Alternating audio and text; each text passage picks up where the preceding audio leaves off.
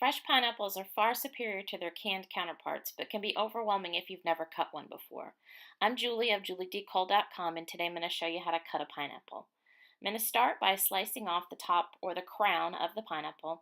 Then I'm going to spin the pineapple around and cut the bottom so it'll give me a nice flat edge to work from.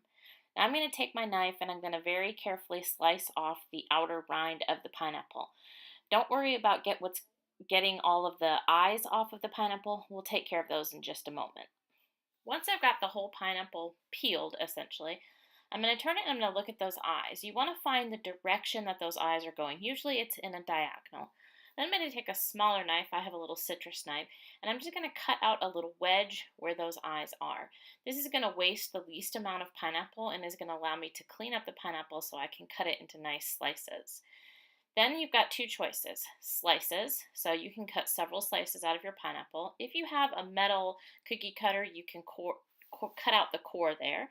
If not, you can leave it as is, or you can cut the pineapple in half and then in quarters, and then take your knife and slice the core out right out of the center. And then all you have to do is take your knife and slice those bits of pineapple into smaller wedges. You can even go smaller if you need to, but there you go, two different ways to cut up a pineapple.